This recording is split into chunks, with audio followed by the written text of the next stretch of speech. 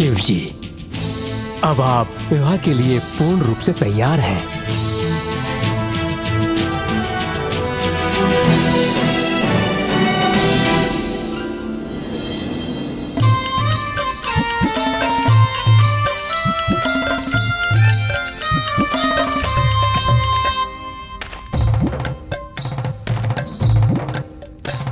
हो जब शिव बाबा करें तैयारी कह के सकल समान हो, दाहिने अंग त्रिशूल विराजे नाचे भूत शैतान हो।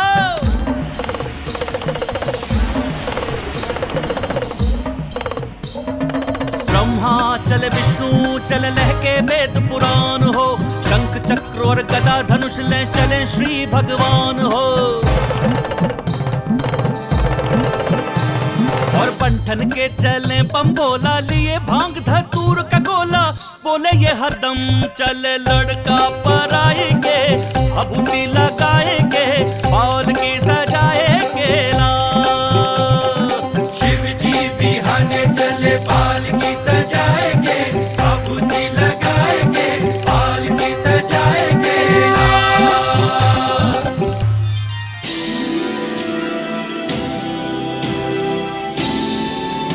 पिताश्री,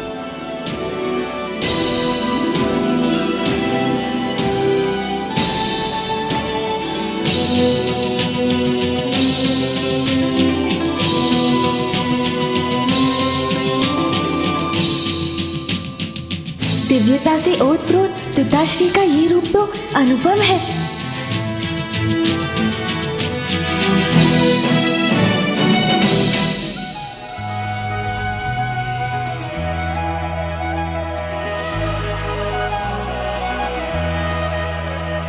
सूरज चमके माथे पर, कुमकुम का मंगल टीका, ऐसी शोभा देख के सृष्टि का लगता हर रंग फीका। केशों के जुड़े भी सजाए, प्रकृति की सारी ऊर्जा, तपस्विनी कैलाशपति की पार्वती है ये गिरिजा, पार्वती है ये गिरिजा। शक्ति आनंद भवानी। अद्भुत है आपका ये मनोहारी रूप नाथ।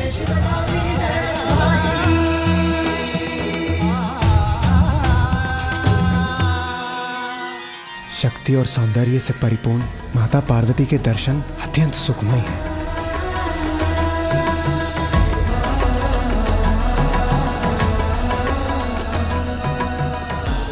आइए, आप दोनों अपना स्थान ग्रहण कीजिए।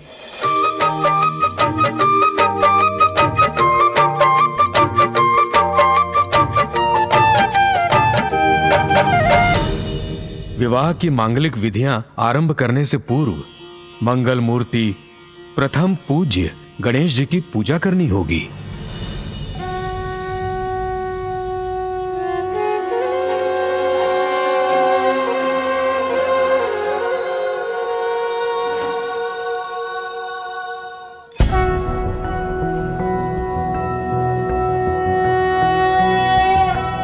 ओम नमस्ते गणपते, त्वमेव प्रत्यक्षं तत्त्वमसि, त्वमेव केवलं कर्तासि, त्वमेव केवलं धर्तासि, त्वमेव केवलं हर्तासि, त्वमेव सर्वं खल्विन्दं ब्रह्मासि।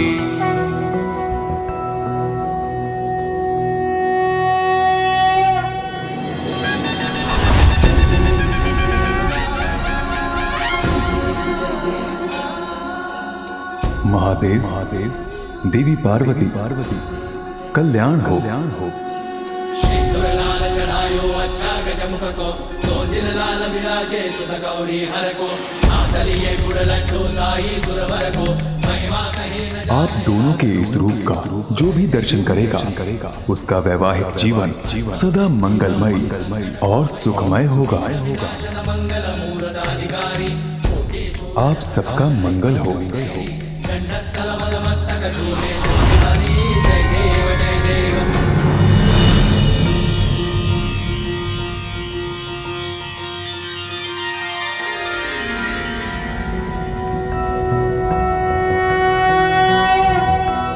पटाम्बर परिधानां नानालङ्कारभूषितां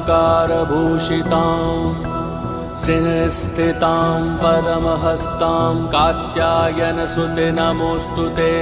परमान्वदमयि देवी परब्रह्म परमात्मा। स्वामी, मेरी प्रतीक्षा सार्थक हुई जो आपके इस मनोरम रूप के पुनः दर्शन हुए। उमा, सर्वप्रथम मैंने ये रूप तुम्हारे लिए धारण किया था और तुम्हारे लिए अपना रूप मैं बारंबार धारण करूंगा।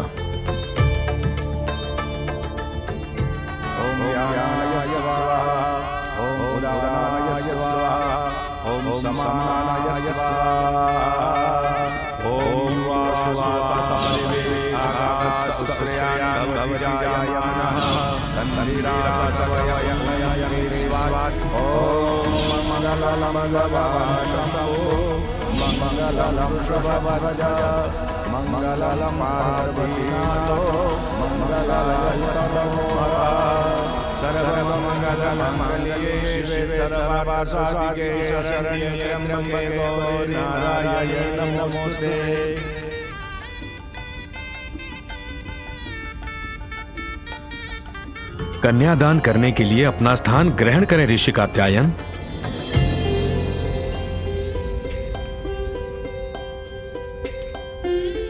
कन्यादान का संकल्प कीजिए।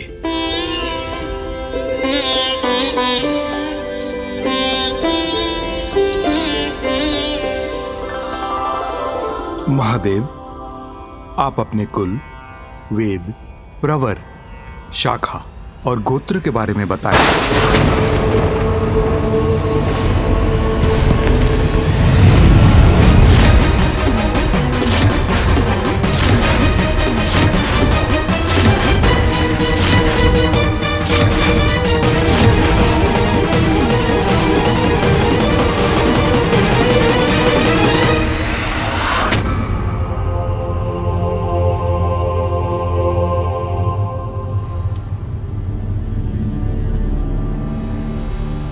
ऋषिवर, ये कैसा प्रश्न पूछ रहे हैं आप पिताश्री से?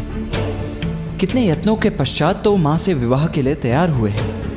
यदि उनका क्रोध पुनः जागृत हो गया तो उन्हें शांत कराना अत्यंत कठिन हो जाएगा।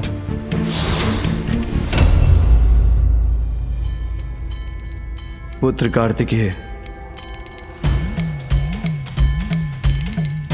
ऋषि कात्यायन उमा के पिता हैं और प्रश्न पूछना उनका अधिकार है।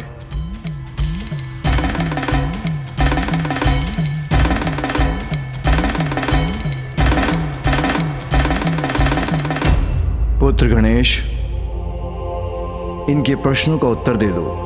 जी पिताश्री। ऋषिवर, जो अजन्मे हैं, आदि अनंत हैं, सृष्टि के कण कण में जो विद्यमान हैं, जिनसे सभी जीव जीवन पाते हैं और प्रलय काल में जिनमें सभी लीन हो जाते हैं, उनका कोई गोत्र, प्रवर, कुल, नाम, शाखा कहाँ हो सकते हैं?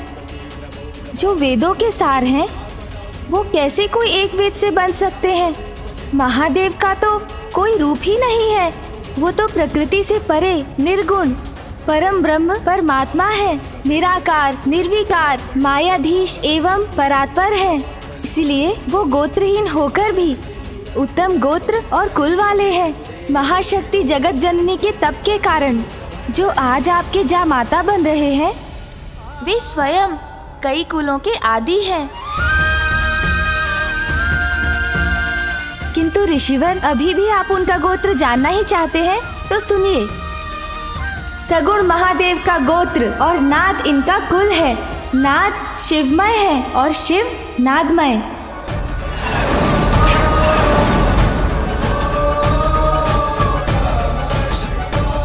इन दोनों में कोई भेद नहीं।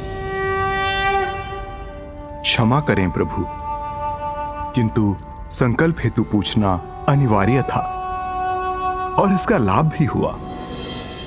प्रथम पूज्य मंगल मूर्ति श्री गणेश जी के मुख से आपकी महिमा का गुणगान सुनने का अवसर जो मुझे प्राप्त हुआ।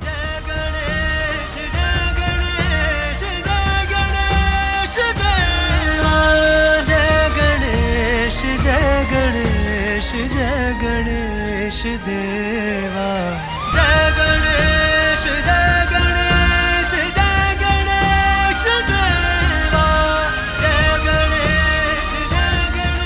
प्रभु, मेरी पुत्री का पाणी ग्रहण कीजिए और इन्हें पत्नी के रूप में स्वीकार करें। ये तो मेरा अहोभाग्य है ऋषिवर। साधु साधु साधु साधु साधु साधु साधु साधु साधु साधु साधु।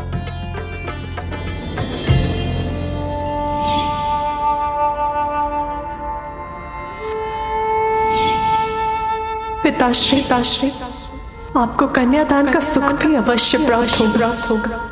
आपने अपना वचन निभाया जगत जननी, ये आप ही की लीला है। मैं धन्य हुआ माँ, मैं धन्य हुआ।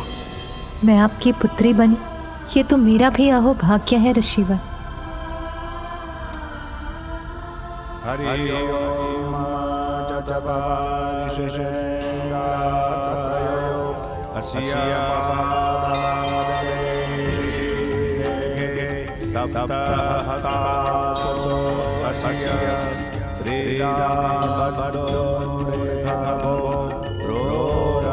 अब आप इनका गठबंधन कीजिए।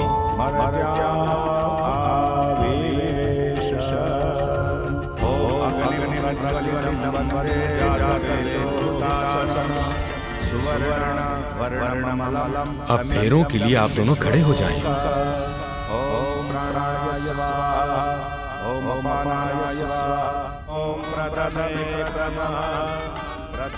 द्वितीया, प्रथमे द्वितीया, प्रथमे चतुर्थः स्वाहा। ओम स्वाहा।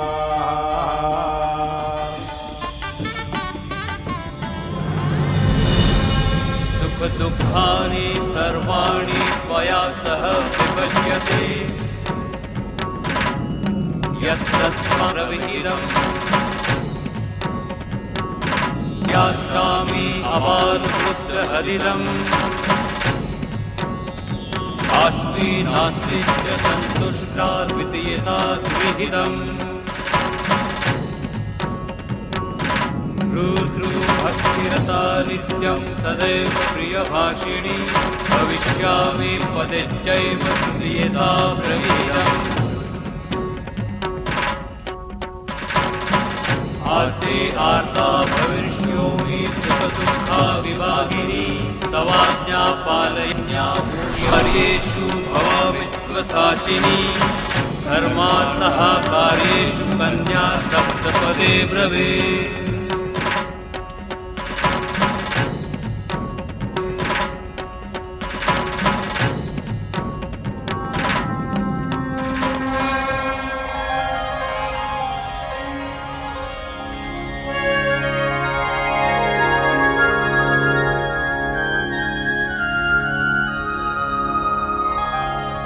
अब सिंदूर दान का समय हो गया है महादेव।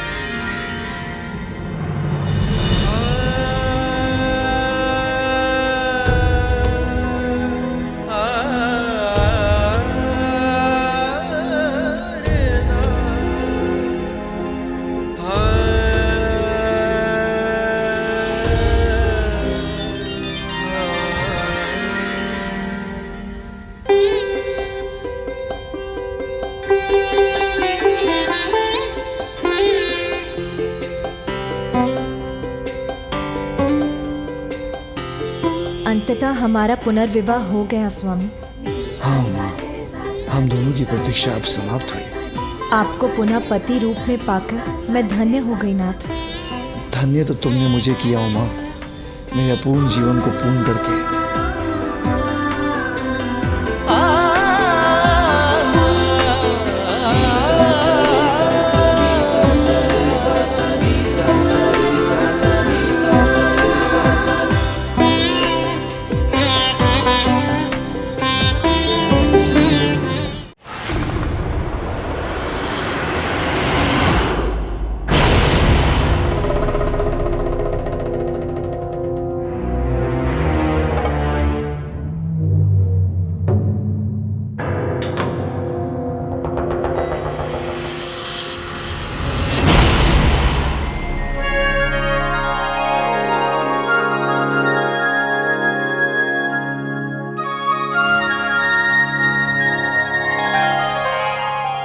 क्या कर लो?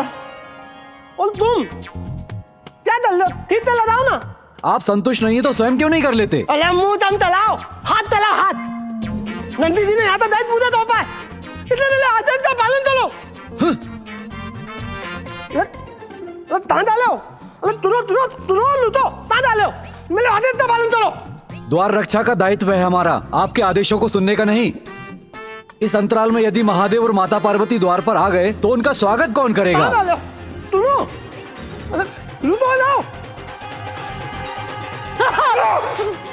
तुम मेरा उतार देख ले, उनका ताल दे दो, इन दोनों तो मैं दे दूंगा।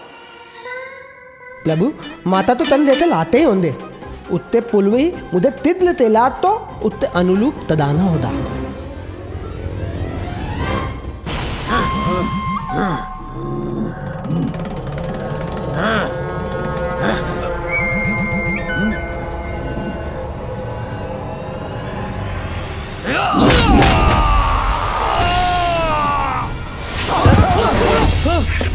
क्या हुआ? क्या हुआ? उठो।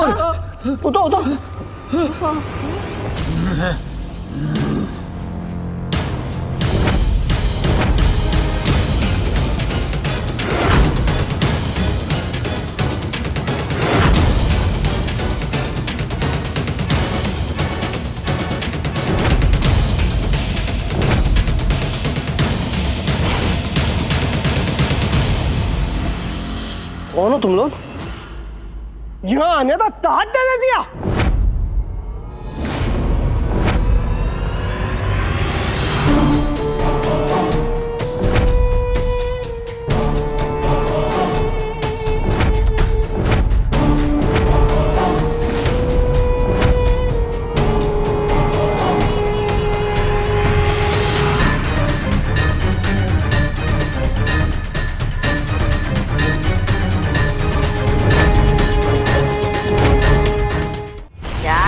था तुमने?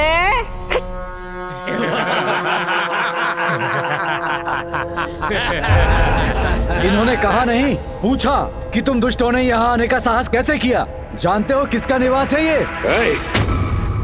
निवास किसी का भी हो, किंतु इस समय तुम मोर गणों के सिवाय मुझे कोई और नहीं दिखाई दे रहा। मूल सामने तुम हो, महादेव का निवास है ये।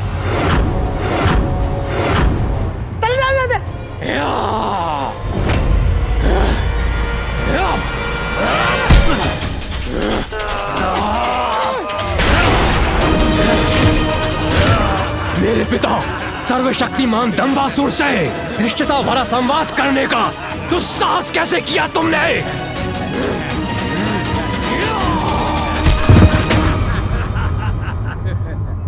सब कुछ कुशलता से संपन्न हो गया।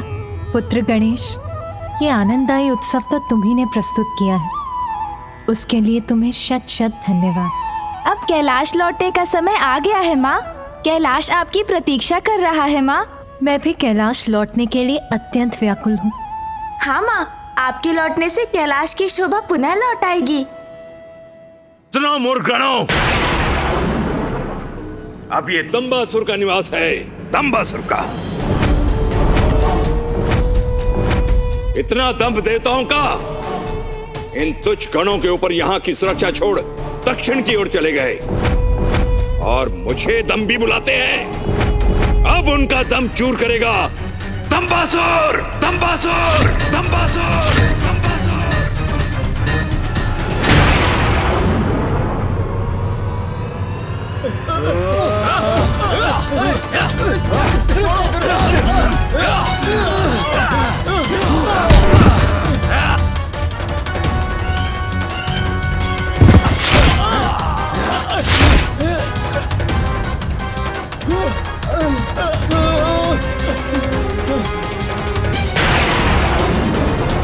आज से कैलाश मेरा हुआ।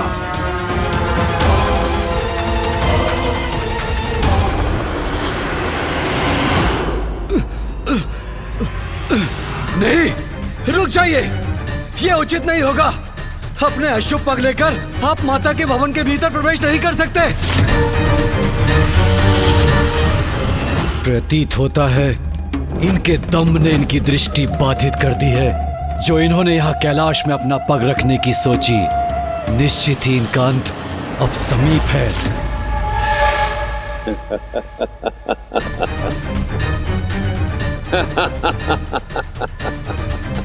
विनाश होगा इस दुष्ट का, सर्वनाश होगा।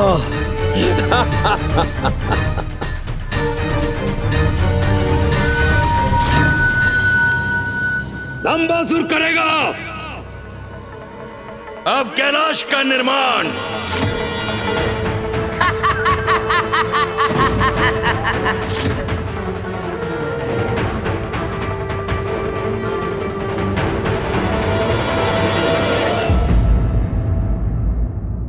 हर हर महादेव, हर हर महादेव, हर हर महादेव, हर हर महादेव, हर हर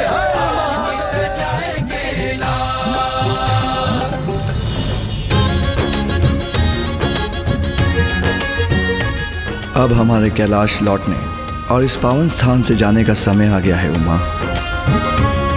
माँ के साथ पुनः कैलाश लौटना सबसे सुखमय क्षण होगा।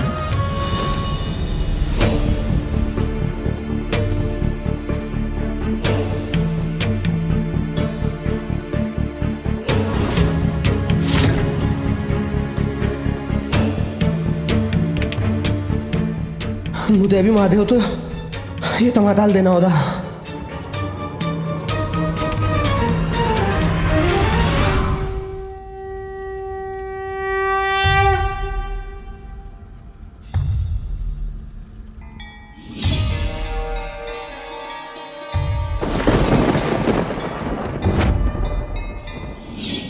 आज से इस पुण्य स्थान का नाम होगा एकाम्रम, अर्थात आम का वो वृक्ष जिसकी छाया में पार्वती ने अपना कठोर तप सार्थक किया, जहां हमारा पुनर्मिलन हुआ। मेरे और उमा के विवाह के इस शुभ दिवस और इस पावन स्थान का महत्व काल कालांतर तक स्थापित रहेगा।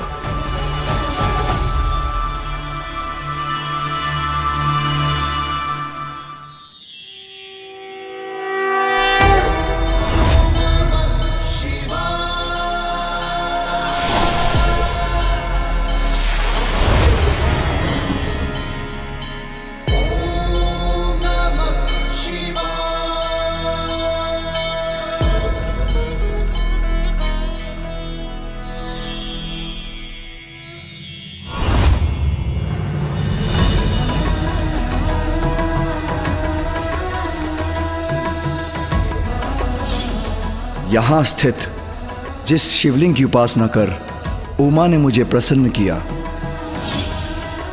वो भविष्य में एकाम्रेश्वर शिवलिंग के नाम से प्रतिष्ठित होगा।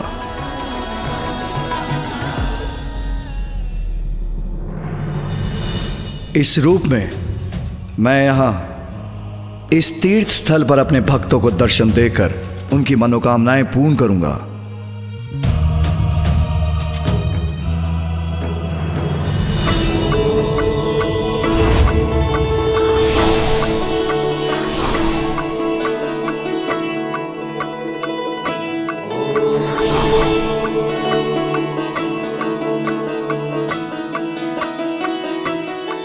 महादेव ने यहाँ स्वयं को एकांबरेश्वर नाम से स्थापित करने का निर्णय लिया है, तो मैं आप सभी से भी यहाँ विद्यमान होने का अनुरोध करती हूँ।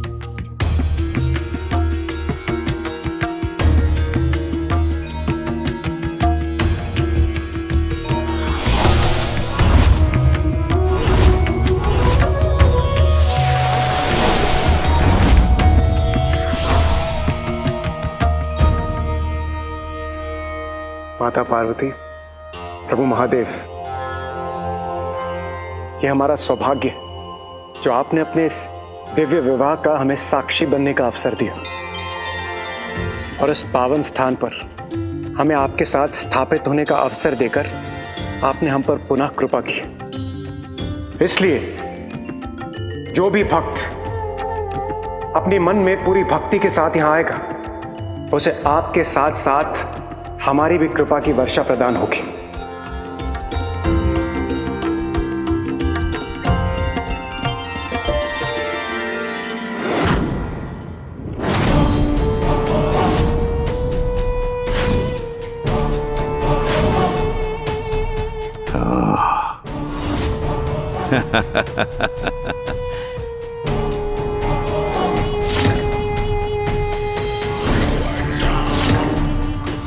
तो ये है वो स्थान जहां महादेव विराजते हैं। अब ये मेरी मुट्ठी में होगा। महादेव बहुत विराज लिया आपने यहाँ, अब मेरी बारी है।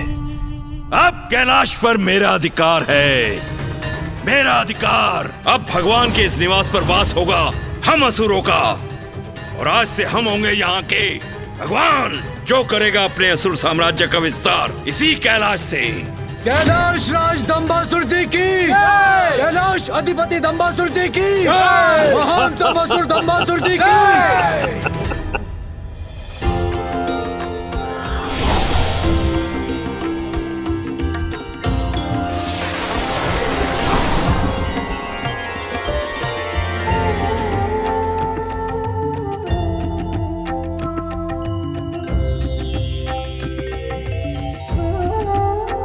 मैं यहां वरदराज रूप में स्थापित रहूंगा और अपने भक्तों को दर्शन देकर उनकी इच्छा पूर्ण करूंगा।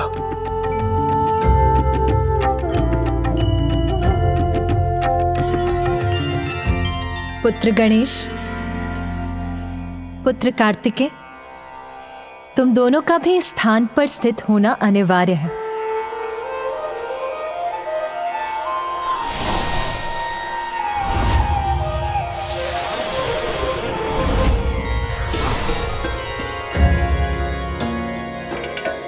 यहाँ पुत्र कार्तिकेय का मंदिर कुमार कोट्टम के नाम से जाना जाएगा।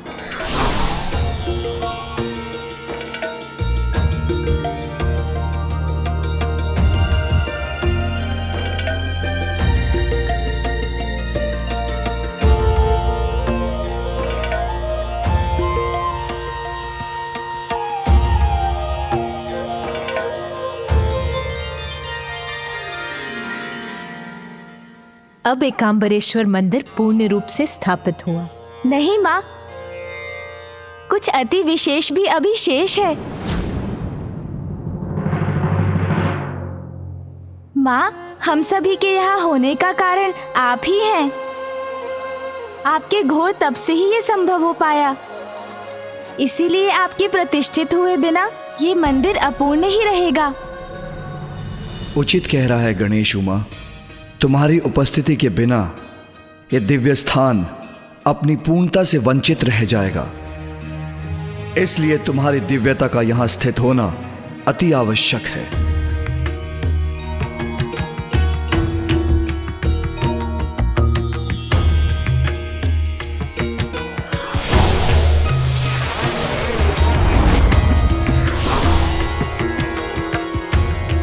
उमा, तुम्हारा यह भव्य मंदिर कांची कामाक्षी के नाम से विख्यात होगा।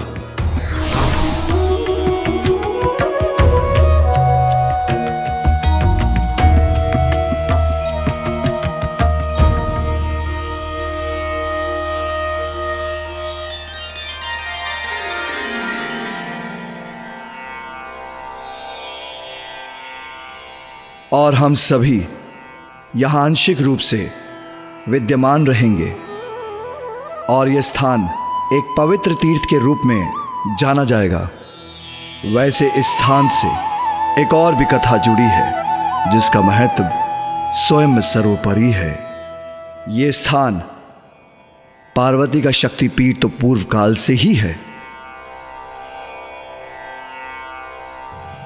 माँ का शक्तिपीठ अर्थात पिताश्री? इसके पीछे भी एक लंबी कथा है। पुत्र, क्या तुम वो कथा सुनना चाहोगे? जी पिताश्री, कहिए ना। इसका संबंध तुम्हारी माँ के अतीत से है। तुम्हारी माँ देवी पार्वती पूर्व काल में प्रजापति दक्ष की पुत्री देवी सती के रूप में जन्मी थी। देवी सती ने कठोर तप कर मुझे प्रसन्न किया। इस प्रेम और त्याग से अभिभूत होकर हमने फिर विवाह करने का निश्चय किया, किंतु सती के पिता प्रजापति दक्ष पूर्व से ही मेरे वैराग्य और असंसारिक जीवन के विरुद्ध थे। किंतु इसके पश्चात भी मैं और देवी सती विवाह के सूत्र में बंध गए। प्रजापति दक्ष पूर्व से ही हमसे अप्रसन्न तो थे ही, एक दिन आकस्मिक एक घटना ने हमारे जीवन को ही परिवर्तित करके रख दिया। ये प्रसंग उस दिवस का है पुत्र, जब देवी सती कैलाश के उपवन में विचरण कर रही थी।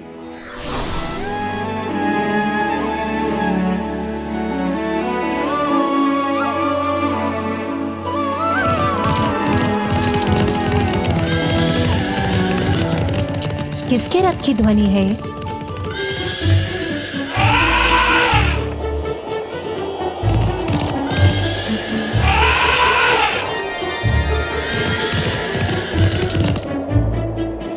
इतनी भोर में इंद्रदेव और सूर्यदेव अपनी पत्नियों के साथ कहाँ जा रहे हैं? संभव है उनका भ्रमण करने का मन कर गया होगा।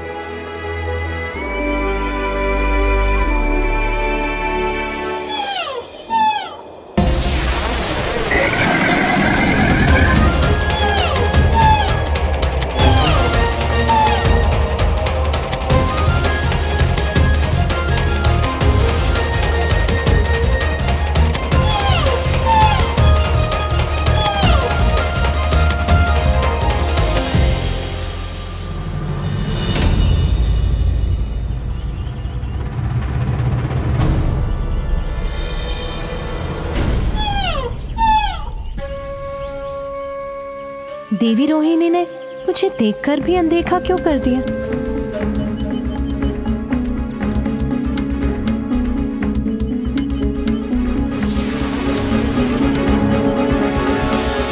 सभी देवता, यक्ष, गंधर्व एक ही दिशा में कहाँ जा रहे हैं?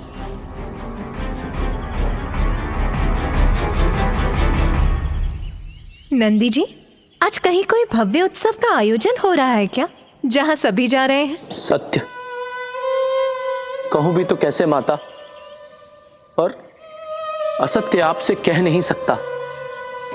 माता, आपके पिताजी महाराज दक्ष प्रजापति ने एक महायज्ञ का आयोजन किया है। ये सभी वहां आमंत्रित हैं और अतिथि बनकर वहीं जा रहे हैं। पिताश्री ने महायज्ञ का आयोजन किया है?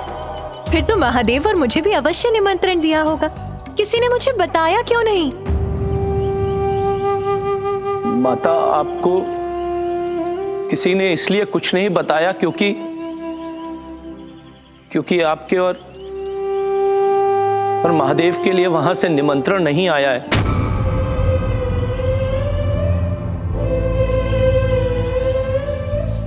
हाँ, तो ये भी उचित है। पिताश्री को अपनी पुत्री को बुलाने के लिए निमंत्रण भेजने की क्या आवश्यकता है?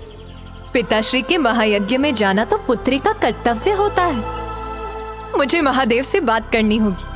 हमें शीघ्र प्रस्थान करना चाहिए। माता सुनिए, माता।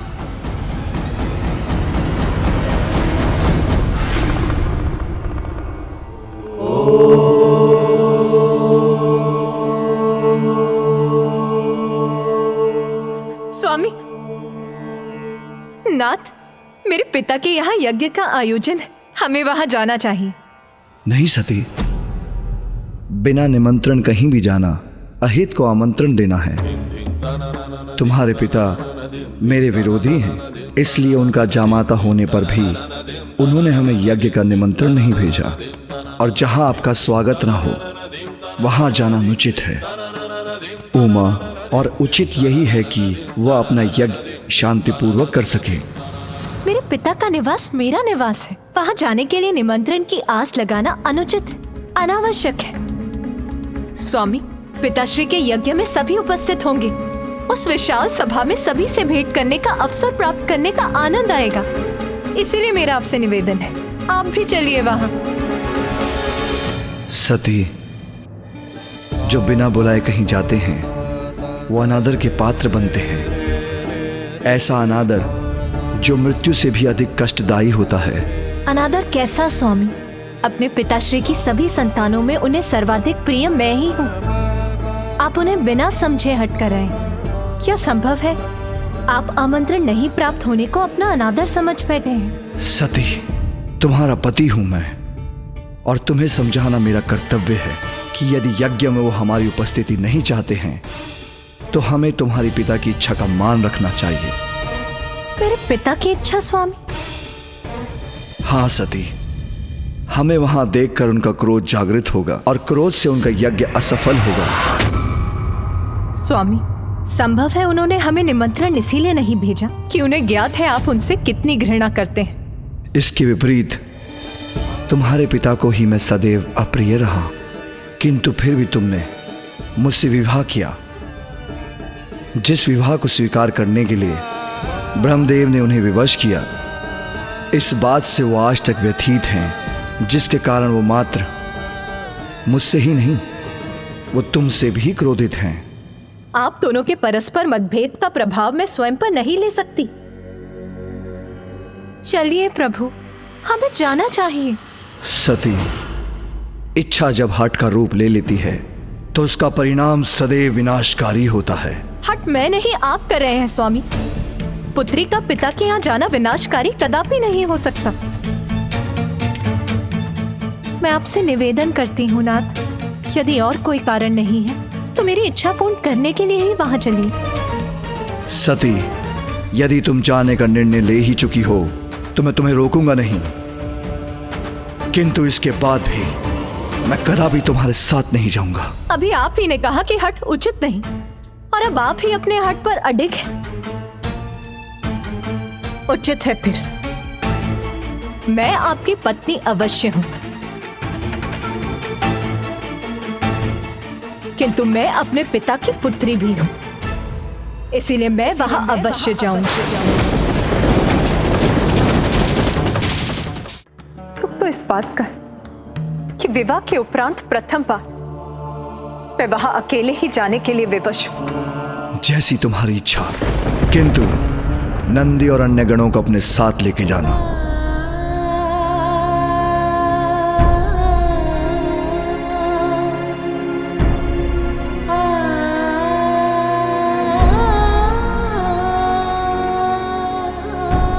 एक बार पुनः विचार कर लीजिए प्रभु। अपने किए पर विचार करने पर विवश तो तुम होंगी सती। वहां जो भी हो, अपना संयम मत खोना। आपके संशय का कारण मैं समझ ही नहीं पा रही। वहां कुछ भी अनुचित घटेगा, इसकी तनिक भी संभावना नहीं है नाथ।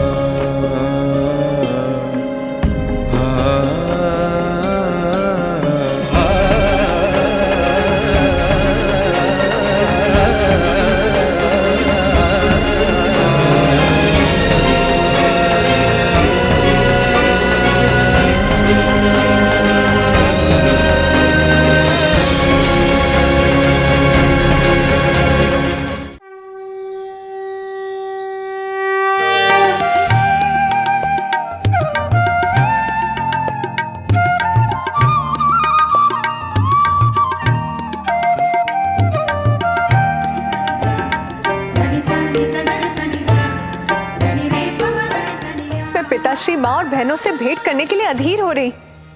आप यही प्रतीक्षा कीजिए, मैं भीतर जाती हूँ।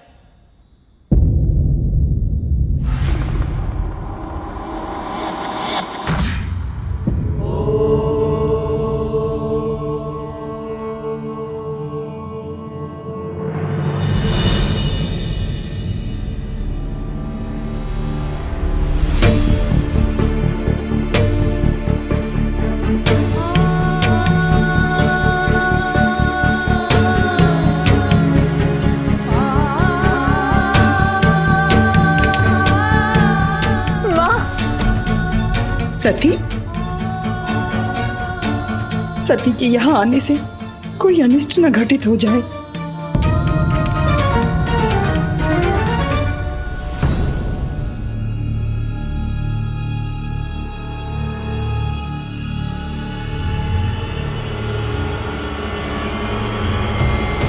ये सभी मेरी अवहेलना क्यों कर रहे हैं? माँ! सती, पुत्री तुम यहाँ?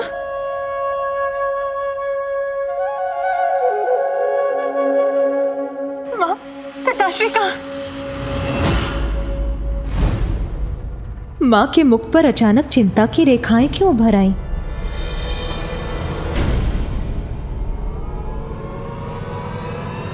पिताश्री!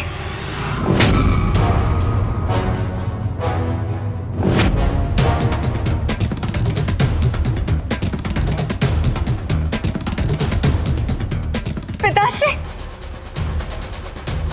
पिताश्री ने मेरी ओर देखकर अपनी दृष्टि क्यों घुमा ली?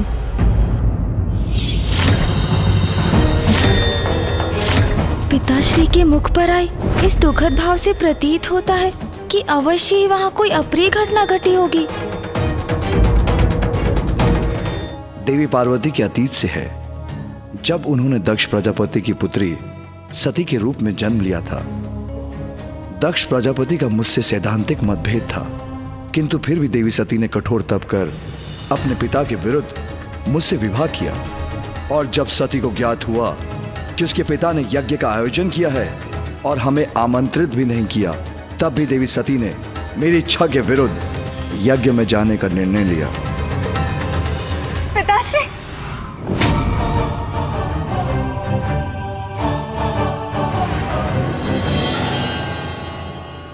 पिताश्री! पिताश्री ने मेरी ओर देखकर अपनी दृष्टि क्यों घुमा ली? प्रणाम।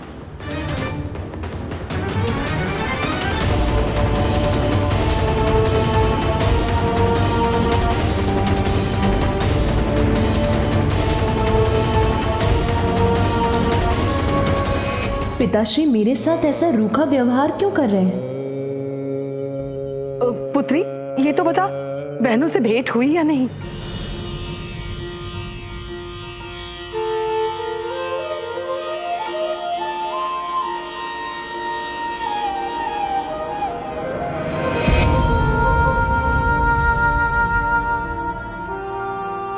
देवी प्रसूति, सभी महत्वपूर्ण अतिथि आ चुके हैं, इसलिए हमें अब यज्ञ आरंभ करना चाहिए।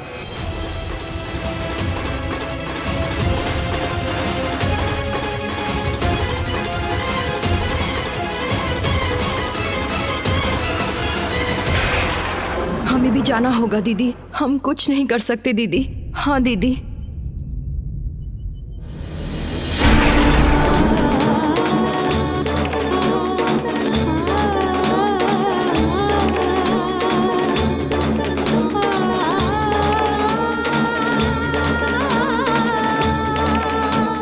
यहाँ तो सभी मुझसे बच रहे हैं।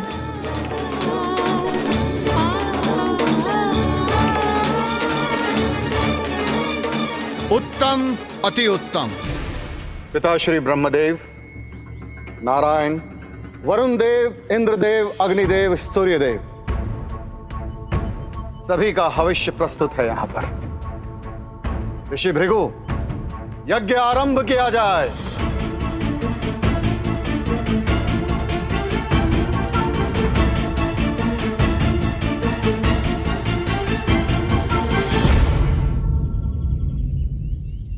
समस्त देवताओं का भाग है इसमें, तो महादेव का क्यों नहीं? प्रणाम पिताश्री। जिसे मैंने इस यज्ञ में आमंत्रित किया था वही इस यज्ञ में उपस्थित हैं। तुम्हें मैंने आमंत्रित नहीं किया, फिर तुम यहां क्यों आई हो?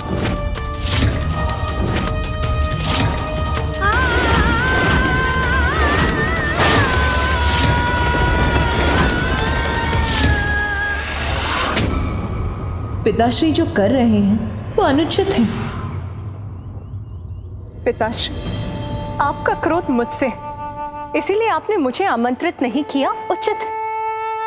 यह अधिकार है आपका, किंतु आप अपने क्रोध में परम मंगलकारी महादेव को ही भूल गए।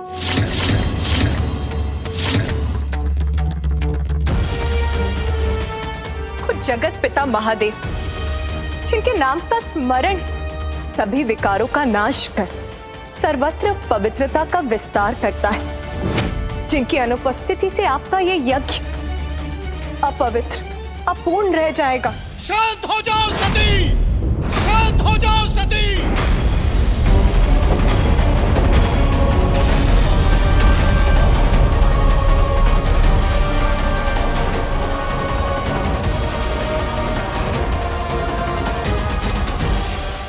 आप प्रतीक्षा ना करें ऋषि भृगु, यज्ञ आरंभ कीजिए।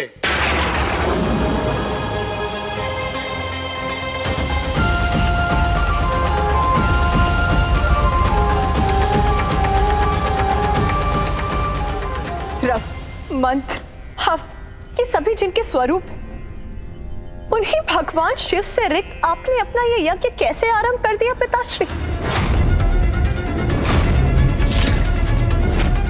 विष्णुदेव, ब्रह्मदेव, मैं आपसे भी प्रश्न करती, महादेव के बिना तो त्रिदेवों की त्रिमूर्ति अधूरी है। फिर उनके यहाँ ना होने पर आप सभी इस यज्ञ में कैसे भाग ले रहे हैं?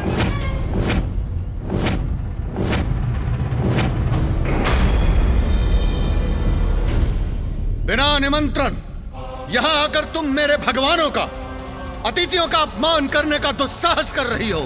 क्यों आई हो तुम यहाँ पर? जिसे सदैव भूत प्रेत पिशाचों से घिरे रहना प्रिय हो, वो मंगलकारी कैसे हो सकता है? अरे वो तो अमंगलकारी है। अपने पति का चयन तुमने हमारी इच्छा के विरुद्ध किया। जिसके प्रेम में अंधी होकर तुमने पिता पुत्री के संबंध का सम्मान नहीं किया, जिसके अवगुण नहीं देख पाती हो तुम, उस शिव की तुलना तुम मेरे भगवानों से कर रही हो। अरे वो शिव अमंगलीय है।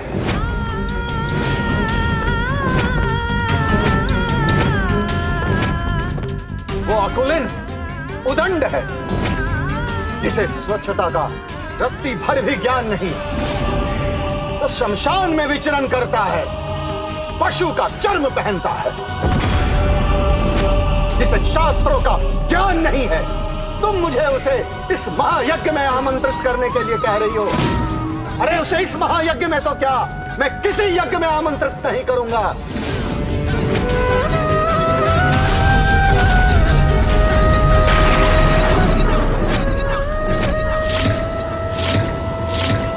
और हां, एक बात ध्यान से सुन लो, जब तुम मेरे यज्ञ में आ ही गई हो तो अपने लिए कोई स्थान ग्रहण कर लो।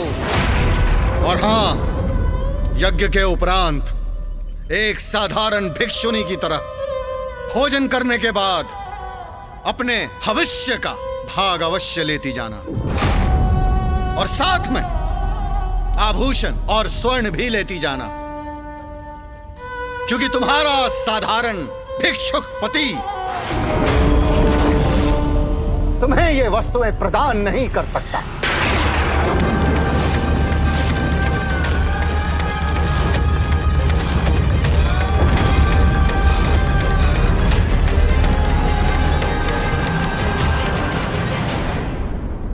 जो बिना बुलाए कहीं जाते हैं वो अनादर के पात्र बनते हैं। ऐसा अनादर जो मृत्यु से भी अधिक कष्टदायी होता है।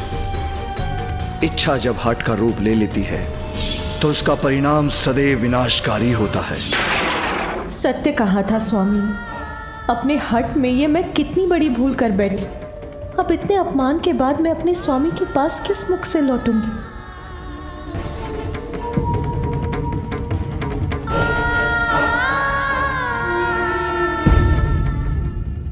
शिव, 2 अक्षरों के इस नाम में ही इतनी महिमा है कि इसके उच्चारण मात्र से ही व्यक्ति पाप रहित हो जाता है, उसका उद्धार हो जाता है।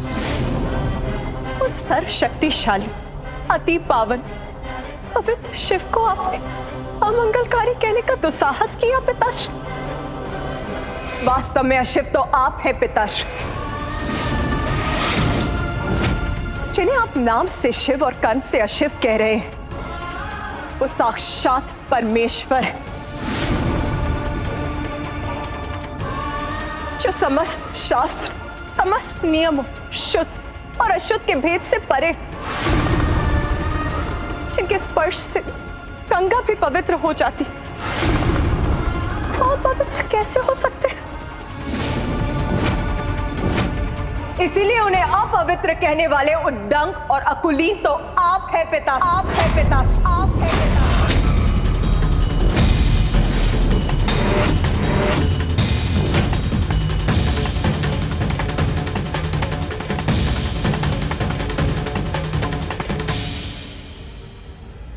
माता का इतना तीव्र स्वर, कदाचित मुझे भीतर जाना चाहिए, किंतु मां ने तो मुझे यहीं रुकने को कहा था।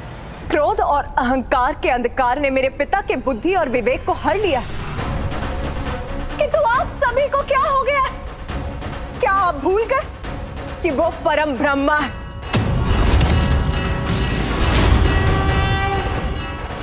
और यदि ये नहीं भूले हैं, तो उनकी अनुपस्थिति में यहां क्यों हैं आप?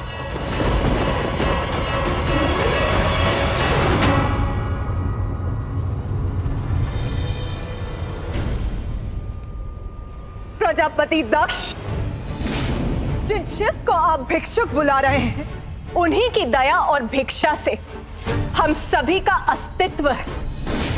बहुत घमंड है ना आपको अपने पद का, अपने भव्य भवन, अपने स्वर्ण, रथ, वस्त्र आदि संपन्नता का, किंतु ये सभी तो नश्वर, अस्थाई, वेदों का खोखला ज्ञान है आपको। क्योंकि यदि आप वेदों का सार समझते, तो आपको स्पष्ट हो जाता कि वेदों का सार उन 2 अक्षरों के नाम में स्थिर है, और वो नाम है शिव, और वो नाम है शिव, और वो नाम है शिव, और वो नाम है शिव।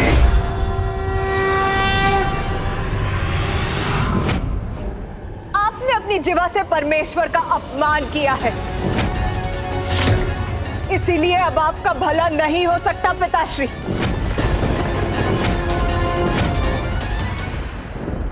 जो महादेव की निंदा करता है और जो मौन रखकर उनकी निंदा को सुनता है, वो सभी महादेव के अपराधी हैं।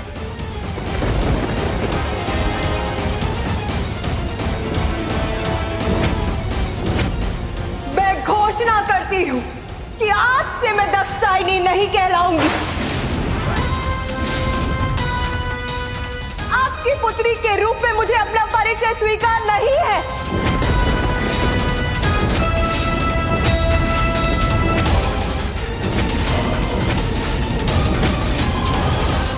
और सत्य तो ये कि अब मुझे जीवित रहने का अधिकार ही स्वीकार नहीं।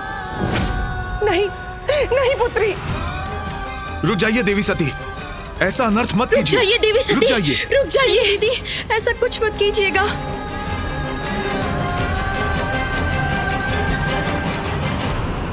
जो अपने प्रियजनों की उचित सुझाव कौन सुना करता, उसका यही परिणाम होता है। मैंने अपने स्वामी के शब्दों पर ध्यान नहीं दिया, इसीलिए मैं इस स्थिति की भागी हूं। आपके मुख से मेरे स्वामी, समस्त संसार के स्वामी के लिए जो अपमानजनक शब्द निकले, उसका कारण भी मैं ही बनी। यदि मैं यहां नहीं आती, तो आप मेरे स्वामी के लिए अपशब्द नहीं कह पाते। आपके द्वारा की गई शिव निंदा का कारण भी मैं ही, जिसका प्रायश्चित मुझे अपने प्राण देकर ही करना होगा।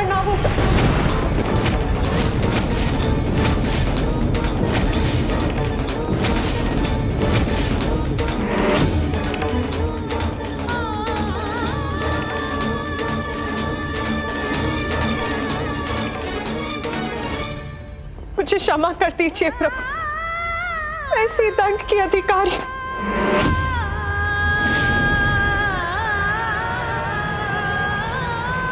नहीं पुत्री, नहीं।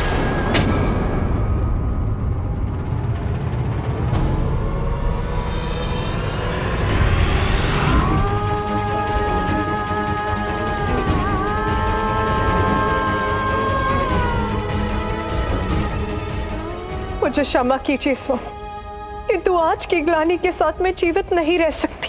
सती नहीं बेटा,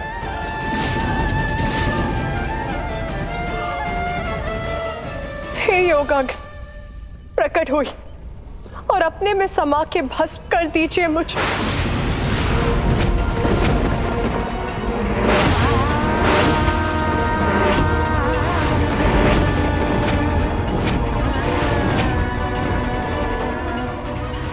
रुकिए देवी सती, अपना आवाहन वापस ले लीजिए। रुक जाइए देवी सती, कृपया देवी रुक सती, जाइए। रुकिए देवी सती, देवी सती, अपना आह्वान वापस ले लीजिए।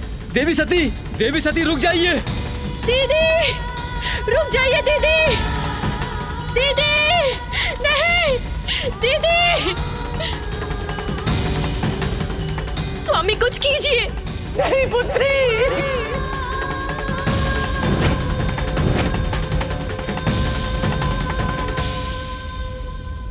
कि यदि यज्ञ में वो हमारी उपस्थिति नहीं चाहते हैं तो हमें तुम्हारे पिता की इच्छा का मान रखना चाहिए। हमें वहां देखकर उनका क्रोध जागृत होगा और क्रोध से उनका यज्ञ असफल होगा।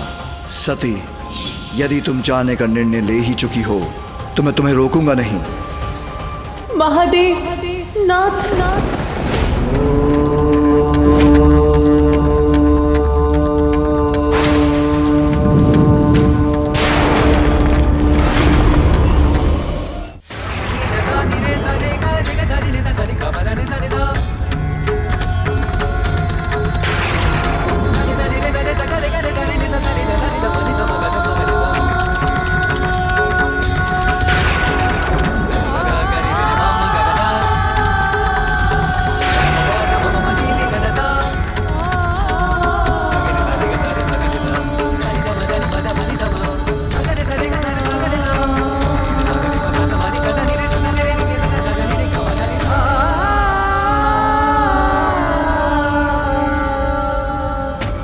हवन कीजिए प्रजापति दक्ष। प्रारंभ हुए इस यज्ञ से आप उठ नहीं सकते।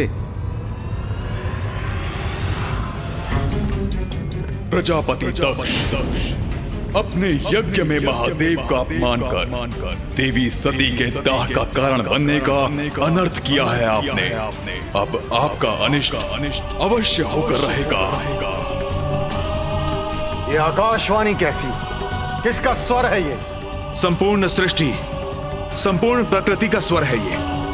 प्रकृति के कण कण ने आपको आपके भविष्य की चेतावनी दी है प्रजापति दक्ष।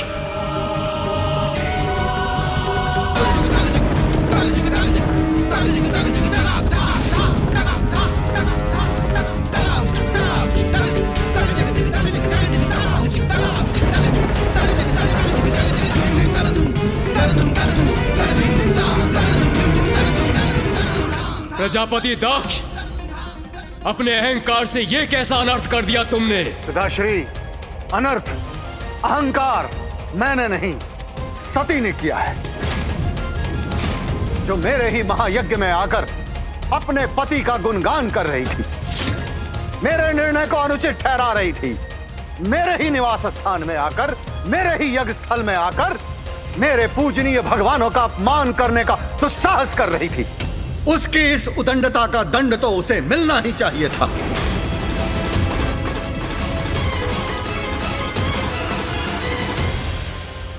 मैं तुम्हारा पिता हूं, इसलिए यहां आया था, किंतु यहां जो कुछ भी घटित हुआ है उसके बाद मेरा यहां एक क्षण भी रहना अनुचित होगा। रुक जाइए ब्रह्मदेव, यहाँ सभी देवी देवता प्रजापति दक्ष के आवाहन पर इस महायज्ञ में भाग लेने के लिए पहुंचे हैं। इसलिए ये यज्ञ पूर्ण होने तक किसी का भी यहाँ से प्रस्थान करना उचित नहीं है।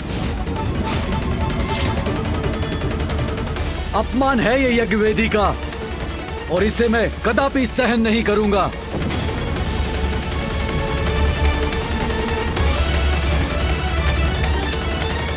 घोषणा करता हूं मैं, यदि आप में से कोई भी यज्ञ अधूरा छोड़ के गए तो आज के पश्चात आपके लिए कोई यज्ञ नहीं करेगा।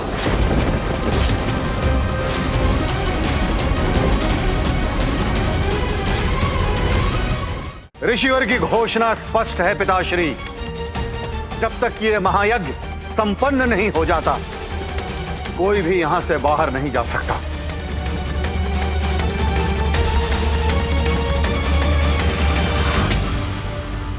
प्रत्येक यज्ञ किसी न किसी के कल्याण के लिए किया जाता है, किंतु यहां तो विध्वंस हो रहा है।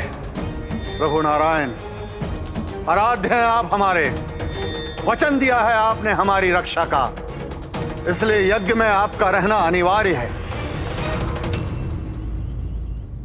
भक्त के सामने भगवान भी विवश हो जाते हैं नारायण।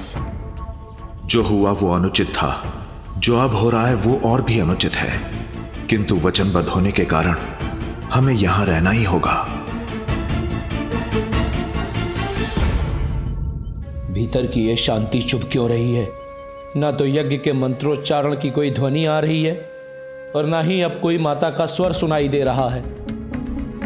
मुझे भीतर जाकर देखना चाहिए। कुशल तो है मां। प्रजापति दक्ष, हमें यज्ञ क्रिया को आगे बढ़ाना होगा, अन्यथा आपका ये महायज्ञ असफल हो जाएगा।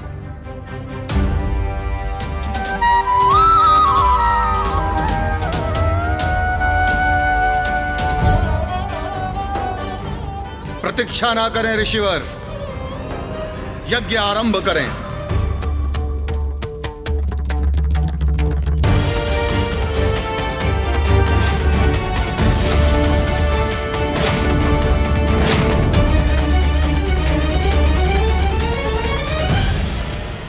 माता, माता, माता कहाँ हैं आप?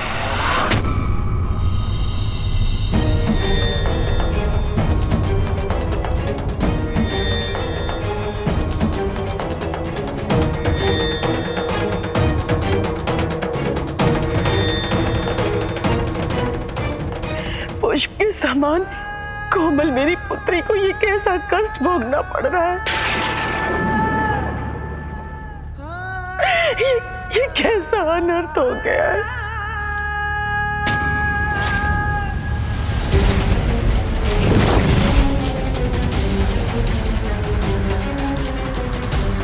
माता, माता, माता, माता।